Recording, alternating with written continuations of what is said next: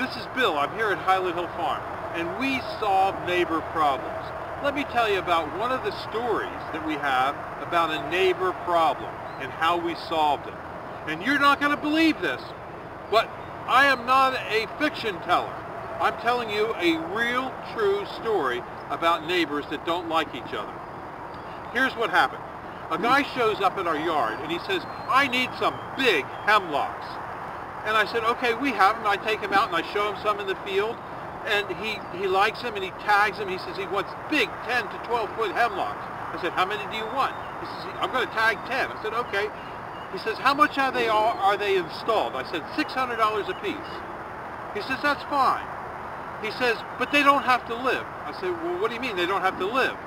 And he says, well, the world's going to end in 2012. They just have to live a couple months. So I think, well, okay, we deal with all kinds of people. I can live with that. He said he needed a tree for in a shady location. Okay, I can deal with that. Hemlocks are good in shade. So I arranged to have the trees dug. He pays me $6,000 in cash green money, whips it out of his pocket. I think life doesn't get much better. So I tell my sons, okay, Saturday you're going to go down to this road down in the other end of Doylestown, and you're going to plant 10 hemlocks for a guy. So my boys dig the trees, and they put them on the truck, and on Saturday morning they take it down and they start to plant. I get this frantic call from my son, Jamie, who he likes everything to be perfect. He calls me up. He says, Pop, this guy's nuts. I said, don't worry about it. Just plant the trees. He says, no, you don't understand. This guy's nuts. He's putting a blue tarp on the trees. It's going to kill him. I said, Jamie, they don't have to last. They don't have to last to the end of 2012 because he claims the world's going to end, so don't worry about it. No, Pop, you don't understand. These trees, he's going to kill him. You're going to have a problem. He'll be back. You're going to see. You're going to handle it. I don't want any part of it. I don't even want to do the rest of the job. So just plant the trees, Jamie. Well, he did plant the trees. The guy liked them. Next Saturday morning, the guy shows back up. I think, uh-oh, Houston, we have a problem. The guy comes in the yard and he says, I want to buy 10 more trees. I said, no problem. I hand him the tagging tape. I send him out to the field to begin to tag the trees. 5 minutes later, he's walking out to the field. Another car pulls in. The guy hops out of the car and he says, I'm going to sue you. And I said, what for? He says, you planted trees on my property. I said, well, I don't even know who you are, where your property is. He tells me he lives on the other side of Doylestown. I think, uh-oh, it's probably the guy that thinks the world's going to end in 2012 on that property.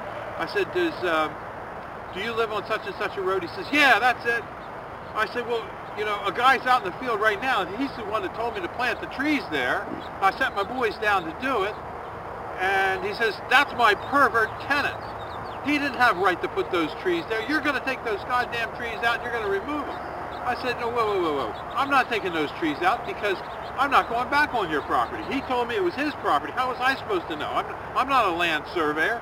He said, you're going to take those damn trees out and you're going to get them out, or else I'm going to take you to court. I said, whoa. I said, listen, your tenant's nuts. I know that.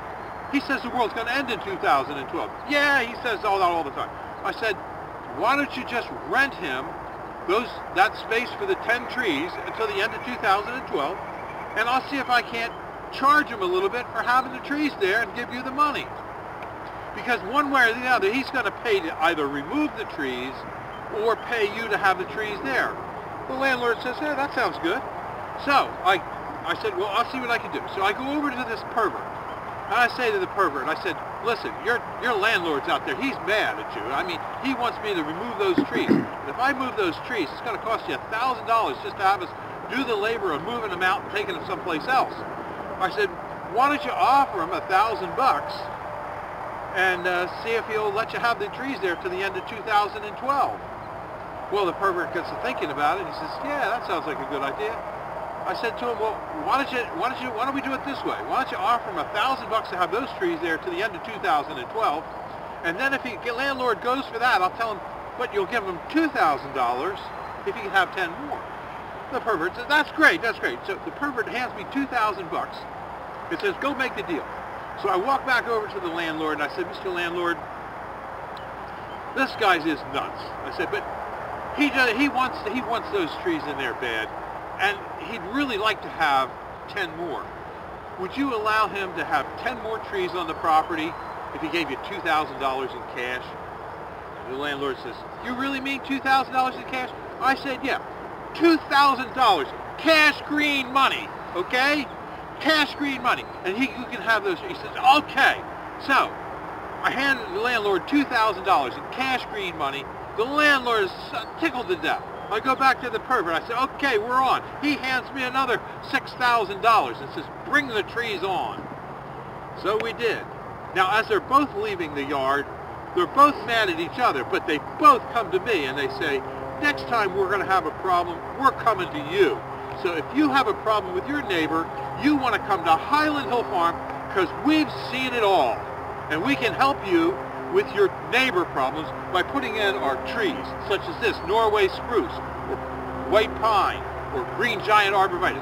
We have fast-growing trees to help you block out and get rid of that neighbor that you never want to see again in your life. And if your neighbor uses pink on a fence, give it a code pink fence, we have the defense for the code pink fence, and it's called the green giant arborvitae. So come to Highland Hill Farm on Route 313 in Fountainville, PA. We know how to take care of your neighbor. When you hate your neighbor, call Highland Hill Farm. We provide screening and buffering trees. This video is brought to you by Highland Hill Farm. We grow and sell screening and buffering trees for privacy and sound barriers.